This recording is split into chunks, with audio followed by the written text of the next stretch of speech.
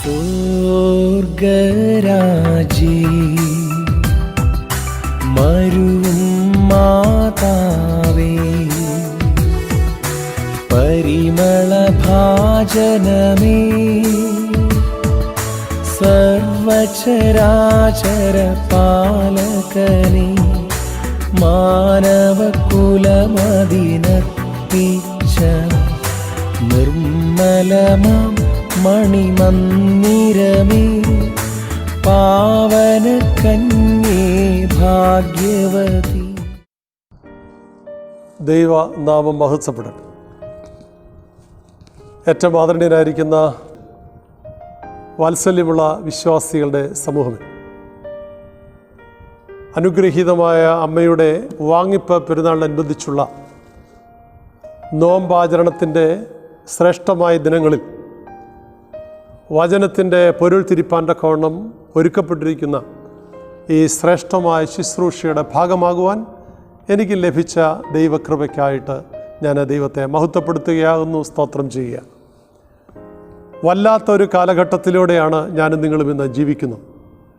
ചരിത്രത്തിൻ്റെ വല്ലാത്ത ഒരു ദുസ്ഥിതിയാണ് നമുക്ക് ചുറ്റുമുള്ളത്. ഒരു സൂക്ഷ്മ ജീവി, ഒരു സൂക്ഷ്മാണു ഈ പ്രപഞ്ചത്തെ മുഴുവൻ വല്ലാത്ത പ്രതിസന്ധിയിലാക്കിയിരിക്കുന്ന ഒരു കാലഘട്ടത്തിലാണ്. അതുകൊണ്ട് തന്നെ ഈ വർഷത്തെ പെരുന്നാൾ ആഘോഷങ്ങൾക്ക് ഞാൻ ഏറെ പ്രസക്തി കാണുകയാണ്. ദൈവസന്നിധിയിലേക്ക് മടങ്ങി വരുവാനും കണ്ണുനീരോടെ പ്രാർത്ഥിപ്പാനും തക്കവണ്ണം ഈ ദിവസങ്ങളിടയാവട്ടെ എന്ന് പ്രത്യേകമായിട്ട് പ്രാർത്ഥിക്കുക. ഞാനും നിങ്ങളുമൊക്കെ അനുദിനം ഇന്ന് കേൾക്കുന്ന വാർത്തകൾ കൂടുതലും മരണത്തെക്കുറിച്ചാണ്. പത്രമാധ്യമങ്ങളിൽ നോക്കിയാൽ അതിൻ്റെ തലക്കെട്ടുകളെല്ലാം ലോകത്തിൻ്റെ മരണസംഖ്യ, രാഷ്ട്രത്തിൻ്റെ മരണസംഖ്യ, കൊച്ചു സംസ്ഥാനത്തിൻ്റെ മരണസംഖ്യ, അതിനകത്തെ പേജിലേക്ക് ചെല്ലുമ്പോൾ കൊച്ചു ജില്ലയിൽ, ഇതൊക്കെ കോളം തിരിച്ച് വലിയ തലക്കെട്ടുകളാകുകയാണ്. ഇന്ന് എവിടെയും ജീവനെക്കുറിച്ച് ആരും പറയുന്നില്ല. മനുഷ്യൻ്റെ ഉള്ളിൽ വല്ലാത്ത ഭയാശങ്കയാണെന്ന് മരണത്തെക്കുറിച്ചുള്ളത്. അതുകൊണ്ട് തന്നെ ഞാൻ എടുക്കുന്ന വേദഭാഗവും ഒരു ചെറിയ ചോദ്യമാണ്. ഒരു ചെറുപ്പക്കാരൻ ഓടിക്കിതച്ചു വരികയാണ്.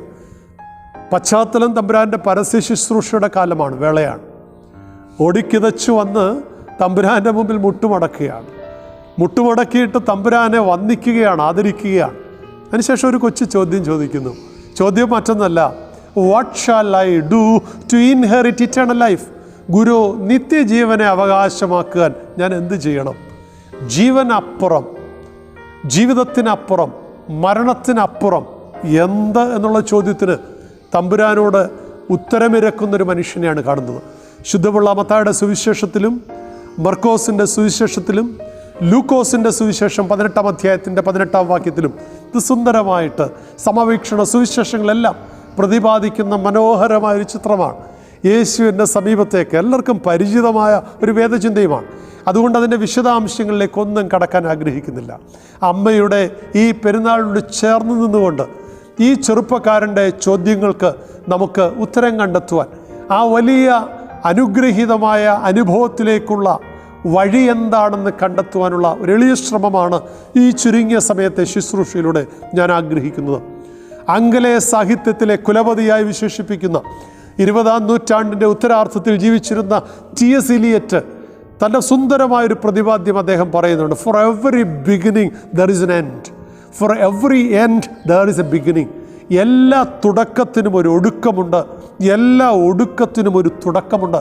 അങ്ങനെയെങ്കിൽ മനുഷ്യ ജീവിതത്തിന് അപ്പുറം എന്ത് എന്നുള്ള ചോദ്യത്തിന് ക്രിസ്തു ഉത്തരം നൽകുകയാണ്.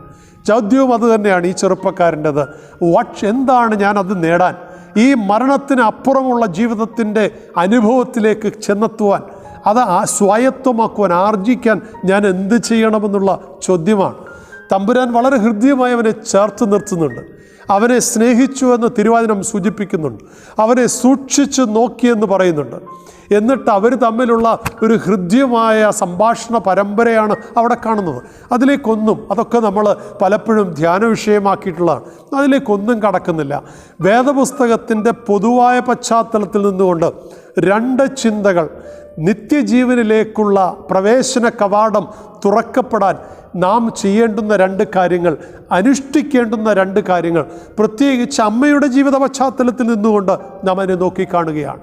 പ്രത്യേകിച്ച് അമ്മയുടെ പെരുന്നാൾ ഫീസ്റ്റ് ഓഫ് ഡോർമിഷൻ എന്നാണ് വാസ്തവത്തിൽ ഓർത്തഡോക്സ് പാരമ്പര്യത്തിൽ പറയുന്നത്. കാത്തോലിക് പാരമ്പര്യത്തിലാണ് ഫീസ്റ്റ് ഓഫ് അസംഷൻ എന്ന് സൂചിപ്പിക്കാറുള്ളത്.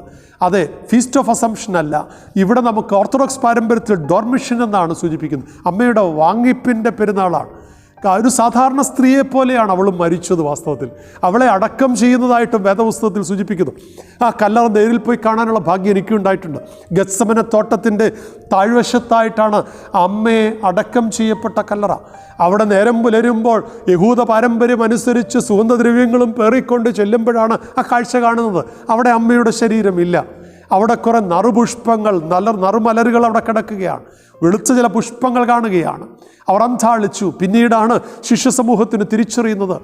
ഒരുപക്ഷെങ്കിൽ താമസിച്ചെത്തുന്ന തോമസ് ശ്ലീഹയാണ് വാനിൽ വെച്ച് അമ്മയുടെ ശരീരം കണ്ടും അമ്മയുടെ ഇടക്കെട്ട് വിശ്വാസത്തിൻ്റെ സ്ഥിരീകരണത്തിനായിട്ട് വാങ്ങിച്ചു കൊണ്ടുപോയി എന്നൊക്കെ ചരിത്രകാരന്മാരും ഐതിഹ്യത്തിലുമൊക്കെ രേഖപ്പെടുത്തുന്നുണ്ട്. അതിൻ്റെ വിശദാംശങ്ങളിലേക്കും പോകാൻ ആഗ്രഹിക്കുന്നില്ല. ഞാനത് കൂട്ടിച്ചേർത്തെന്താണെന്ന് ചോദിച്ചാൽ, അതേ, മരണം കൊണ്ട് അവസാനിക്കുന്ന ഒരു ജീവിതമല്ലായിരുന്നു അമ്മയുടേത്. മരണത്തിനപ്പുറത്തേക്ക് തമ്പുരാനോടൊപ്പമുള്ള നിത്യമായ വാസത്തിലേക്ക് പ്രവേശിക്കുന്ന അമ്മയുടെ അനുഗ്രഹീതമായ വാങ്ങിപ്പ് പെരുന്നാളിൽ ഈ ചിന്തയേറെ പ്രസക്തമാണ്. ഈ ജീവൻ അപ്പുറം ഒരു തലമുണ്ട്, മരണത്തിനപ്പുറം ഒരു തലമുണ്ട്. There is life after death. മരണത്തിനപ്പുറം ഒരു ജീവനുണ്ട്. അതിനെയാണ് ദൈവചിന്തയിൽ സഭാവിശ്വാസത്തിൽ തിരുവെഴുത്ത് സൂചിപ്പിക്കുന്ന നിത്യജീവൻ്റെ അനുഭവം. എന്താണ് നിത്യജീവനെ പ്രാപിപ്പാനായിട്ട് നാം ചെയ്യേണ്ടത്? തിരുവചനം 2 കാര്യങ്ങളാണ് പറയുന്നത്. ഒന്ന്, ക്രിസ്തുവേശുവിലുള്ള അടിയുറച്ച വിശ്വാസം നമുക്കുണ്ടാവണം. ക്രിസ്തുവേശുവിലുള്ള ഒരു വിശ്വാസം. ഇന്ന് എനിക്കും നിങ്ങൾക്കുമൊക്കെ ഈ വിശ്വാസമുണ്ട്. കുഞ്ഞുണ്ണി മാഷ് പറയുന്നത് പോലെ, യേശുവിലാണ് എൻ്റെ വിശ്വാസം, പക്ഷേ കീശയിലാണ് എൻ്റെ ആശ്വാസം. പലപ്പോഴും കീശയിലെ ആശ്വാസം കണ്ടെത്തിയുള്ള ഓട്ടത്തിൽ വിശ്വാസം ത്യജിച്ച് കളയുന്ന അനേക ഭക്തന്മാരെ കാണുന്നുണ്ട്. പൗലോസ് അപ്പോസ്തലൻ പറയുന്ന പോലെ, ലോകത്തെ സ്നേഹിച്ച് ദേമാസ് എന്നെ വിട്ടുപോയി എന്നാണ് പറയുന്നത്. പലപ്പോഴും ലോകത്തെ സ്നേഹിച്ച് വിട്ടുപോകുന്ന അനേക മനുഷ്യരുടെ ചിത്രങ്ങളും ചരിത്രങ്ങളുമാണ് ഈ നാളുകളിലൊക്കെ നാം കാണുന്നത്.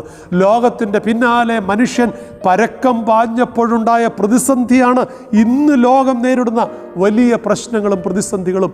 ഈ ലോകം മുഴുവൻ ഇന്ന് വിറച്ചു നിൽക്കുന്ന സ്ഥിതിവിശേഷത്തിൻ്റെ കാരണം മനുഷ്യൻ ദൈവത്തിലുള്ള വിശ്വാസം കളഞ്ഞ് പലതിൻ്റെയും പിന്നാലെ പരക്കം പാഞ്ഞു എന്നുള്ളതാണ്. അതുകൊണ്ട് ഈ പെരുന്നാൾ നാം ആഘോഷിക്കുമ്പോൾ നിത്യജീവനെക്കുറിച്ച് ഈ ചെറുപ്പക്കാരൻ ചോദിച്ച ചോദ്യം ഒരിക്കലെങ്കിലും നമ്മുടെ മനോമുഖരത്തിൽ ഒരു ചെറിയ ചലനമുണ്ടാക്കുവാൻ സാധിച്ചിട്ടുണ്ടോ? എന്താണ് അതിന് സ്ഥായിയായിട്ടുള്ള സാധ്യത? ഒരു സാധ്യതയാണ് വേദപുസ്തകത്തിൽ പറയുന്നു. പ്രത്യേകിച്ച് യോഹന്നാൻ്റെ സുവിശേഷം 3-ാം അധ്യായത്തിൻ്റെ 16-ാം വാക്യത്തിൽ തങ്കവാക്യമായി സൂചിപ്പിക്കുകയാണ്, തൻ്റെ ഏകജാതനായ പുത്രനിൽ വിശ്വസിക്കുന്നവന് നിത്യജീവനുണ്ട്. ഏകജാതന പുത്രനുള്ള വിശ്വാസം. ഈ അമ്മയുടെ പെരുന്നാളിൽ അമ്മ മകനെ വിശ്വസിച്ചു. നമുക്കത് ഏറ്റവും സുന്ദരമായ ചിത്രം കാനാവിലാണ് കാണുന്നത്. കാനാവിലെ വിരുന്നുശാല ഒരു വിലാപഭവനം പോലെ മാറ്റപ്പെടുകയാണ്. ആരും ഒന്നും ചെയ്യാൻ കഴിയാത്തൊരു ദുസ്ഥിതി. അവരെ സംബന്ധിച്ച് ക്ഷണിച്ച ആതിഥേയരെ സംബന്ധിച്ച് വല്ലാത്ത സ്നിഗ്ധാവസ്ഥ. എന്താ ചെയ്യുക? അമ്മ ഇടപെടുകയാണ്. അമ്മ മകൻ്റെ അടുക്കിലേക്ക് ചൊല്ലുകയാണ്. മകന് ചെറിയ മുട്ടാത്തർക്ക് എൻ്റെ നാഴികയൊന്നും ആയിട്ടില്ലെന്ന് പറയുക. പക്ഷെ അമ്മയ്ക്കറിയാം തൻ്റെ മകനിലുള്ള വിശ്വാസം. She had strong faith, unchangeable faith. മാറ്റമില്ലാത്തൊരു വിശ്വാസം അമ്മയ്ക്ക് മകനിലുണ്ട്. തൻ്റെ മകൻ അത് ചെയ്യും. താൻ പറയുന്നതിനപ്പുറമില്ല. മകൻ അമ്മയെ അനുസരിക്കുമെന്നുള്ള ബോധ്യം, മകൻ ആരാണെന്നുള്ള ബോധ്യം, തൻ്റെ മുമ്പിലുള്ള മകൻ കേവലം ഒരു ശിശുവല്ല, ഒരു മകനല്ല, അവൻ ദൈവപുത്രനാണെന്നുള്ള ബോധ്യം, ഇതൊക്കെ അമ്മ ഭരിക്കുക. നമുക്ക് ദൈവത്തിൽ ഈ അടിയുറച്ച വിശ്വാസം. ഇന്ന് ഏറ്റവും വിശ്വാസം തെളിയിക്കപ്പെടേണ്ട കാലമാണ്. വല്ലാത്ത ഭയാശങ്കയിലല്ലേ പ്രവാസികളായിട്ടൊക്കെ ജീവിക്കുന്ന ഞാനും നിങ്ങളുമൊക്കെ ഇന്ന്? വല്ലാത്ത സ്ഥിതിവിശേഷത്തിലല്ലേ? വല്ലാത്ത ഭയപ്പാടല്ലേ? എന്തേ വിശ്വാസം ചോർന്നു പോകുന്നു? ഇന്നും എന്നും എനിക്ക് അവൻ അനന്യനാണ്, മതിയായവനാണ്, ഇന്നു വരെ നടത്തിയവൻ നാളെ എന്നെ നടത്തും, ഈ പ്രതിസന്ധികൾ അതിജീവിക്കും, ഇതിനപ്പുറത്തേക്ക് എന്നെ അനുഗ്രഹത്തോടെ നയിക്കുമെന്നുള്ള ബോധ്യം എന്തേ ഭരിക്കാത്തത്? ഇതും കഴിഞ്ഞു പോകുമെന്നത് തിരിച്ചറിയുവാനും വിശ്വസിക്കുവാനും കഴിയാത്തത്? ക്രിസ്തുവിലുള്ള അടിയുറച്ച വിശ്വാസം. ഈ വിശ്വാസം ഞാനും നിങ്ങളൊക്കെ പ്രാപിച്ചതാണ്. 56 കഴിഞ്ഞപ്പോൾ കിറ്റുശീലയിൽ പൊതിഞ്ഞുകൊണ്ട്, വെള്ളത്തുണിയിൽ പൊതിഞ്ഞുകൊണ്ട് ബലിപീഠത്തിൻ്റെ മുമ്പിൽ നമ്മുടെ ശിരസ്കയായി അമ്മയോടും അപ്പനോടും ചേർന്ന് നിന്നുകൊണ്ട് തലത്തൊട്ടപ്പൻ അല്ലെങ്കിൽ അമ്മ, സാത്താനെ ഞാൻ ഉപേക്ഷിക്കുന്നു, ക്രിസ്തുവിനെ എൻ്റെ രക്ഷിതാവായിട്ട് സ്വീകരിക്കുന്നു എന്നൊക്കെ പറഞ്ഞ് ഏറ്റുപറഞ്ഞതാണ്. പക്ഷെ ചോദ്യം ഇതാണ്, എൻ്റെ അനുദിന ജീവിതത്തിൽ ഈ ഏറ്റുപറഞ്ഞ വിശ്വാസത്തോട് ചേർന്ന് നിൽക്കാൻ എനിക്ക് സാധിച്ചിട്ടുണ്ടോ? ഇവിടെയാണ് നമ്മുടെ വലിയ പ്രശ്നമെന്ന് പറയുന്നത്. ഈ ഏറ്റുപറഞ്ഞ വിശ്വാസം കേവലം അതൊറ്റത്തുരുത്തായി നിൽക്കുകയാണ്. ജീവിതം എവിടെയൊക്കെയോ വഴിമാറിപ്പോവുകയാണ്. ഇവിടെയാണ് ഒരു മടങ്ങി വരവ് ദൈവം ആഗ്രഹിക്കുന്നത്. ഈ വിശ്വാസത്തിൽ അടിയുറച്ചുകൊണ്ട്, കൗദാശിക ജീവിതത്തിൽ അടിയുറച്ചുകൊണ്ട് നമുക്ക് ഒരു തീർത്ഥാടകരായിട്ട് തീരുവാൻ, നമ്മുടെ പ്രയാണം മുൻപോട്ട് നയിക്കുവാൻ തക്കവണ്ണം ഇടയാകുമോ? വിശുദ്ധ കുർബാനയിൽ ഒരു സദറായിൽ ഇപ്രകാരമുണ്ട്, പ്രാർത്ഥനയുണ്ട്: വിശ്വാസത്തിൽ നിന്ന് വ്യതിചലിക്കാത്തവരും കുറ്റമില്ലാത്തവരുമായി ഞങ്ങളെ നീ ആക്കി തീർക്കണം. വിശ്വാസത്തിൽ നിന്ന് വ്യതിചലിക്കാത്തവരും കുറ്റമില്ലാത്തവരുമായിട്ട് നീ ഞങ്ങളെ ആക്കി തീർക്കണം. ഇതാണ് ആഗ്രഹിക്കുന്നത്. അതുകൊണ്ട് സ്നാനത്തിൽ നിന്ന് ലഭിച്ച പുത്രസ്വീകാര്യമുണ്ടെന്ന് പറഞ്ഞുകൊണ്ടോ, നിത്യജീവനുണ്ടെന്ന് പറഞ്ഞുകൊണ്ടോ, വീണ്ടും ജനനമുണ്ടെന്ന് പറഞ്ഞുകൊണ്ടോ, ക്രിസ്തുവിൻ്റെ അംഗമായി, മകളായി, സഹോദരനായി, സഹോദരിയായി ഒക്കെ പൂർത്തീകരിക്കപ്പെട്ടു എന്ന വലിയ അഭിമാനത്തോടെ ഞാനും നിങ്ങളുമൊക്കെ പറയാറുണ്ട്. പക്ഷേങ്കിൽ ജീവിതം എവിടെ നിൽക്കുന്നു? ഇത് പ്രസക്തമാണ്. അതുകൊണ്ട് ഈ പെരുന്നാളിൽ സ്വയം ആത്മശോധന ചെയ്യണം. എന്നെ കേൾക്കുന്ന ദൈവവൈതലേ, ഈ വിശ്വാസ അനുഗ്രഹീതമായ പെരുന്നാളിൽ എൻ്റെ ജീവിതം എൻ്റെ ക്രിസ്തുവിനോട് ചേർന്ന് നിൽക്കുന്നുണ്ടോ? അവൻ്റെ വിശ്വാസത്തിൽ സ്ഥിരപ്പെടുവാൻ തക്കവണ്ണം എനിക്ക് സാധിക്കുന്നുണ്ടോ? അതോ മാമോദീസയുള്ള വിശ്വാസം നമ്മൾ നഷ്ടമായി പോയിട്ടുണ്ടോ? സ്ത്രീകളുടെ ശവസംസ്കാര ശുശ്രൂഷയിലെ ഹൃദ്യമായൊരു ഭാഗമാണ് മാമോദീസായിലൂടെ ലഭിച്ച പ്രകാശവസ്ത്രവും മൂറോനാകുന്ന മുദ്രയും ഇവളിൽ നിന്ന് ഉരിഞ്ഞു കളയരുതേ എന്നാണ് പറയുന്നത്. പലപ്പോഴും അത് നമ്മിൽ നിന്ന് ഉരിഞ്ഞു പോയിരിക്കുന്ന, നഷ്ടമായി പോയിരിക്കുന്ന അവസ്ഥയാണ്. വിശുദ്ധ മൂറോൻ്റെ അഭിഷേകവും പ്രകാശവസ്ത്രവും നാം നഷ്ടമാക്കി കളഞ്ഞിരിക്കുന്ന അവസ്ഥയാണ്. അവിടേക്ക് പ്രവേശിക്കണമെങ്കിൽ ഈ രണ്ട് കാര്യങ്ങൾ ആവശ്യമാണ്. പ്രകാശവസ്ത്രം നീ നഷ്ടമാക്കി കളയരുത്. മൂറോൻ്റെ മുദ്ര നാം ഉരിഞ്ഞു കളയുവാനായിട്ടിടയാവരുത്. അവിടേക്കുള്ള പ്രവേശനത്തിന് വിദേശയാത്രയ്ക്ക് അറിയാം, നമുക്ക് പാസ്പോർട്ട് വേണം, വിസ വേണം. അതേ, തമ്പുരാൻ്റെ സ്വർഗരാജ്യത്തിലേക്കുള്ള പാസ്പോർട്ടും വിസയുമാണ് മൂറോൻ്റെ അഭിഷേകമാകുന്ന മുദ്രയും അതോടൊപ്പം തന്നെ പ്രകാശവസ്ത്രവും. അതിൽ ചെളി പറ്റിയിട്ടുണ്ടെങ്കിൽ, കളങ്കം പറ്റിയിട്ടുണ്ടെങ്കിൽ, മാലിന്യമേശിയിട്ടുണ്ടെങ്കിൽ കഴുകി വെടിപ്പാക്കുവാനും ആ ചൈതന്യം വീണ്ടെടുക്കുവാനും തമ്പുരാൻ ഒരുക്കിയിരിക്കുന്ന ഹൃദ്യമായ അവസരമാണ് ഈ ശ്രേഷ്ഠമായ പെരുന്നാളിൻ്റെ ആഘോഷ അവസരങ്ങളെന്നും ഈ തിരുവചനത്തിൻ്റെ, ഈ നോമ്പനുഷ്ഠാനത്തിൻ്റെ വേളയിലെ വചനധ്യാനമെന്നും തിരിച്ചറിയുവാൻ തക്കവണ്ണം ഇടയാവണം. രണ്ടാമതൊരു കാര്യം കൂടെ പറയുമ്പോൾ ഞാൻ ആ വാക്ക് നിർത്തിക്കൊള്ളാം. രണ്ടാമത്, നിത്യജീവനിലേക്കുള്ള പ്രവേശനത്തിന് ഒന്ന് അനിവാര്യമായിരിക്കുന്നത് ക്രിസ്തുവിലുള്ള അടിയുറച്ച വിശ്വാസമാണെങ്കിൽ, രണ്ടാമത് അമർത്യതയുടെ ഔഷധം അനുഭവിക്കുവാൻ നമുക്ക് കഴിയണം. എന്താണ് അമർത്യതയുടെ ഔഷധം? സെൻറ്റ് ഇഗ്നേഷ്യസ് ഓഫ് ആൻറ്റിയോക്ക് പറയുന്ന വാക്കാണ് ഞാൻ കടമെടുത്തിരിക്കുന്നത്. അമർത്യതയുടെ ഔഷധം എന്താണ്? ശുദ്ധമുള്ള യോഹന്നാൻ്റെ സുവിശേഷം 6-ാം അധ്യായത്തിൻ്റെ 56-ാം വാക്യത്തിൽ പറയുന്നു: എൻ്റെ ശരീരം ഭക്ഷിക്കുകയും എൻ്റെ രക്തം കുടിക്കുകയും ചെയ്യുന്നവൻ എന്നിലും ഞാൻ അവനിലും വസിക്കും, അവസാന നാളിൽ ഞാൻ അവനെ എഴുന്നേൽപ്പിക്കും. നിത്യജീവനിലേക്ക് പ്രവേശിക്കുന്നതിനായി കർത്താവ് അനുഗ്രഹത്തോടെ കൽപ്പിച്ചതാണ്. തമ്പുരാൻ തന്നെ സ്ഥാപിച്ചതാണ്. തമ്പുരാൻ്റെ കഷ്ടാനുഭവത്തിൻ്റെ രാത്രിയിൽ അനുഗ്രഹത്തോടെ അരയിൽ കൈലേസ് ചുറ്റി പാത്രത്തിൽ വെള്ളമെടുത്ത് ശിഷ്യന്മാരുടെ മുമ്പിൽ മുട്ടുമടക്കി പാദങ്ങൾ കഴുകി ആ വിണ്ട് കീറിയ പാദങ്ങളെ ചുംബിച്ചിട്ട് അവരോടൊപ്പം ഇരുന്നു കൊണ്ട് അത്താഴം കഴിഞ്ഞതിന് ശേഷം കയ്യിൽ അപ്പമെടുത്തിട്ട് വാഴ്ത്തി പറഞ്ഞു: ഇതെൻ്റെ ശരീരമാണ്. പാനപാത്രം എടുത്ത് പിതാവാം ദൈവത്തെ കാണിച്ചു വാഴ്ത്തി പറഞ്ഞു: ഇതെൻ്റെ രക്തമാണ്, എൻ്റെ രക്തം, എൻ്റെ മാംസം. ഇത് തിന്നുന്നവൻ എന്നിലും ഞാൻ അവനിലും വസിക്കും. അബൈഡ് ഇൻ ക്രൈസ്റ്റ്, ക്രിസ്തുവിൽ വസിക്കുന്ന അവസ്ഥ, ക്രിസ്തുവിനോട് ചേർന്ന് യുണൈറ്റ് ചെയ്യുന്ന അനുഭവം. അതേ, തമ്പുരാൻ്റെ തിരുശരീര രക്തങ്ങൾ നിത്യജീവൻ്റെ ഔഷധമാണ്. എനിക്കും നിങ്ങൾക്കും ഒരുപക്ഷെ ഇന്ന് എനിക്കും നിങ്ങൾക്കും പരിഭവമുണ്ടാകാം. ഇന്നത്തെ സാഹചര്യത്തിൽ ഒരുപക്ഷെ പെരുന്നാളിൽ പോലും കടന്നു വന്ന് തിരുശക്തികൾ അനുഭവിക്കുവാൻ കഴിയാത്ത ഒരു ദുസ്ഥിതി ഇന്ന് നിലവിലുണ്ട്. പക്ഷെ അതിനെക്കുറിച്ച് നീ ഭാരപ്പെടേണ്ട. നിനക്ക് എത്രയോ അവസരങ്ങൾ ലഭിച്ചിട്ടുണ്ട്. അതതിൻ്റെ പൂർണ്ണതയിൽ അനുഭവിക്കുവാനായിട്ട് സാധിച്ചിട്ടുണ്ടോ? യേശുവിനോടൊപ്പം അനുഭവിച്ചിട്ട് പോലും അന്ധകാരത്തിൽ ജീവിതം ഹോമിച്ച യൂദയെ നമുക്കറിയാം. കാരണം എന്താണ്? അവൻ അയോഗ്യമായിട്ടാണ് അപ്പം ഭക്ഷിച്ചത്. അയോഗ്യമായി അപ്പം ഭക്ഷിക്കുന്നവന് നിത്യജീവനല്ല, നിത്യനാശമാണ്. അതാ തിരുവചനം നമ്മെ പഠിപ്പിക്കുന്നത്. അവൻ കേവലം 6 മുഴം കയറിൽ അവൻ്റെ ജീവിതം അവസാനിപ്പിക്കുവാൻ ഇടയായത് ഈ വിശുദ്ധിയില്ലാതെ അയോഗ്യമായി കടന്നു വന്നതുകൊണ്ടാണ്. ദൈവാലയത്തിലേക്ക് കടന്നു വരുമ്പോഴും ദൈവ ശുശ്രൂഷയിലേക്ക് കടന്നു വരുമ്പോഴും പ്രത്യേകിച്ച് തമ്പുരാൻ്റെ തിരുശക്തി അനുഭവിക്കുമ്പോഴും ഒരു ആത്മശോധന അനിവാര്യമാണ്. പൗലോസ് അപ്പോസ്തലൻ അതാ പഠിപ്പിക്കുന്നത്. 1 കൊരിന്ത്യർ ലേഖനം 11-ാം അധ്യായത്തിൻ്റെ 27 മുതലുള്ള വാക്യങ്ങളിൽ എത്ര സുന്ദരമായാണ് പൗലോസ് അപ്പോസ്തലനെ കുറിച്ച് പ്രതിപാദിക്കുന്നത്. അവിടെ പറയുന്നു: അയോഗ്യമായി ഈ അപ്പം തിന്നുകയും അയോഗ്യമായി പാനപാത്രത്തിൽ നിന്ന് കുടിക്കുകയും ചെയ്യുന്നവൻ അവൻ ശിക്ഷാവിധി തിന്നുകയും കുടിക്കുകയാണ് ചെയ്യുന്നത്. അതുകൊണ്ട് അവിടെ പിന്നെ പറയുന്നു, തന്നെത്താൻ ശോധന ചെയ്തിട്ട് വേണം ഈ പാനപാത്രത്തിൽ നിന്ന് കുടിക്കുവാൻ. We need A self examination. അനുദിന ജീവിതത്തിൽ ഈ സെൽഫ് എക്സാമിനേഷൻ ആവശ്യമാണ്. എൻ്റെ ജീവിതത്തെ ഒന്ന് തിരിഞ്ഞു നോക്കുവാൻ, കുറവുകൾ പറ്റിപ്പോയിട്ടുണ്ടോ, തെറ്റിപ്പോയി എന്ന് പറയാനുള്ള ഒരു ആർജവത്വം നമുക്ക് കാണിക്കാൻ സാധിക്കുമോ? ദൈവസന്നിധിയിൽ എന്താ നമുക്ക് മറച്ചു വയ്ക്കുവാൻ? ഹൃദയങ്ങളെ അറിയുന്ന ദൈവത്തിൻ്റെ സന്നിധിയിൽ തെറ്റിപ്പോയി എന്ന് പറയാൻ, വീണുപോയി എന്ന് പറയുവാൻ നമുക്ക് സാധിക്കുമോ? നിന്നെ കൈപിടിച്ചെഴുന്നേൽപ്പിക്കുന്ന ഒരു ദൈവത്തിൻ്റെ മുമ്പിൽ. അതുകൊണ്ട് ആത്മശോധന ചെയ്തിട്ട് വേണം. വീണ്ടും പറയുകയാണ് പൗലോസ് അപ്പോസ്തലൻ, ശരീരത്തെ വിവേചിക്കാകിയാൽ ശിക്ഷാവിധി തിന്നുകയും കുടിക്കുകയാണ് ചെയ്യുന്നത്. ഞാനും നിങ്ങളുമൊക്കെ തിരിശക്തങ്ങൾ അനുഭവിച്ചു എന്നൊക്കെ വലിയ ആത്മാഭിമാനത്തോടെ പ്രകീർത്തിക്കാറുണ്ട്, പറയാറുണ്ട്. പക്ഷേ അത് രക്ഷയ്ക്കോ ശിക്ഷയ്ക്കോ എന്ന് തിരിച്ചറിയണം. ആത്മശോധന ചെയ്യാതെ, വിവേചിക്കറിയാതെ, തെറ്റുകളെക്കുറിച്ചുള്ള തിരിച്ചറിവില്ലാതെ, ആത്മശോധന ചെയ്യാതെ അയോഗ്യമായി നാം അപ്പം ഭക്ഷിക്കുകയും പാനപാത്രം കുടിക്കുകയും ചെയ്യുമ്പോൾ ശിക്ഷാവിധിയിലേക്കാണ് പ്രവേശിക്കുന്നത്. അത് നിത്യജീവനിലേക്കുള്ള പ്രവേശ കവാടമായിട്ട് തീരണമെങ്കിൽ വിശുദ്ധിയോടെ തമ്പുരാൻ്റെ തിരുശരീര രക്തങ്ങൾ അനുഭവിക്കുവാനിടയാവണം. ഞാൻ എൻ്റെ വാക്ക് നിർത്തുകയാണ്. അമ്മയുടെ ശ്രേഷ്ഠമായ ഈ പെരുന്നാളിലേക്ക് നാം കടന്നു വരുമ്പോൾ ക്രിസ്തുവിനെ ഉള്ളിൽ വഹിക്കുവാൻ അമ്മയ്ക്ക് സാധിച്ചത് അമ്മയുടെ പവിത്രമായ വിശുദ്ധിയുടെ നിറകുടമായ അമ്മ തീർന്നതുകൊണ്ടാണ്.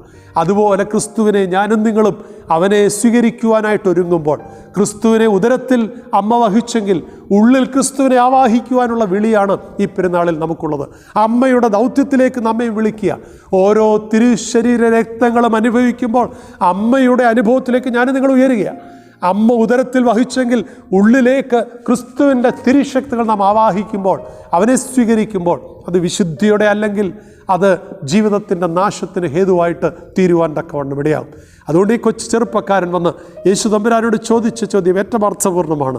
What shall I do to inherit eternal life? നിത്യജീവനെ പ്രാപിപ്പാൻ ഞാൻ എന്ത് ചെയ്യണം?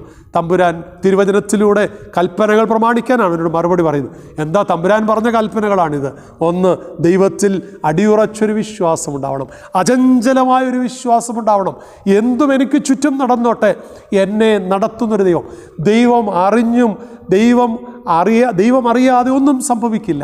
അവൻ അനുവദിച്ചും അറിഞ്ഞും മാത്രമേ എൻ്റെ ജീവിതത്തിൽ ഒന്നും നടക്കൂ, എല്ലാം നടക്കൂ എന്നുള്ള ബോധ്യം നമ്മെ ഭരിക്കണം. അത് സത്യവിശ്വാസത്തിലിരിക്കുന്നവർക്ക് സാധിക്കുകയുള്ളൂ.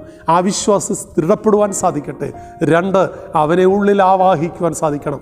അമ്മ ക്രിസ്തുവിനെ ഉദരത്തിൽ ആവാഹിച്ചു, വചനത്തെ ഉള്ളിൽ സ്വീകരിച്ച് ക്രിസ്തുവിനെ ലോകത്തിന് ദാനം ചെയ്തെങ്കിൽ ക്രിസ്തുവിൻ്റെ തിരുശക്തി അനുഭവിക്കുമ്പോൾ അത് വിശുദ്ധിയോടെ അല്ലെങ്കിൽ അത് അനന്തമായ നാശത്തിലേക്ക്, അവനെ വിശുദ്ധിയോടെ അനുഭവിക്കുന്നവർക്ക് അനന്ത സാധ്യതകളുള്ള സ്വർഗരാജ്യത്തിൻ്റെ അനുഭവത്തിൽ. അതുകൊണ്ടാണ് യോഹന്നാൻ ശ്ലീഹ 3-ാം അധ്യായത്തിൻ്റെ 5-ാം വാക്യത്തിൽ പറയുന്നുണ്ട്, അമീൻ അമീൻ ഞാൻ നിങ്ങളോട് പറയുന്നു, എൻ്റെ ശരീരം ഭക്ഷിക്കുകയും എൻ്റെ രക്തം പാനം ചെയ്യുന്നതിലും ഞാൻ അവനിലും വസിക്കുന്നു.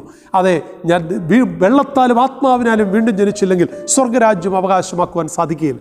മാമോദീസ സ്വീകരിച്ചിട്ടുണ്ട്, അത് വിശ്വാസത്തിൽ നമ്മെ ഉറപ്പിക്കുവാനിടയായിട്ടുണ്ടോ? തമ്പുരാൻ്റെ തിരുശക്തി അനുഭവിച്ചിട്ടുണ്ട്, അത് നിത്യനാശത്തിനാണോ നിത്യജീവനാണോ? നിത്യജീവനാണെങ്കിൽ വിശുദ്ധിയിലേക്ക് ഒരു തീർത്ഥാടനം അനിവാര്യമാണ്. ഈ 15 ദിനങ്ങൾ നീണ്ടു നിൽക്കുന്ന അനുഗ്രഹീത നോമ്പനുഷ്ഠാനത്തിൻ്റെ പകുതിയോളം ദിനങ്ങളൊക്കെ പിന്നിടുകയാണ്. നമുക്ക് വിശുദ്ധിയിലേക്കൊരു തീർത്ഥാടനം, ഒരു മടക്കയാത്ര നടക്കട്ടെ.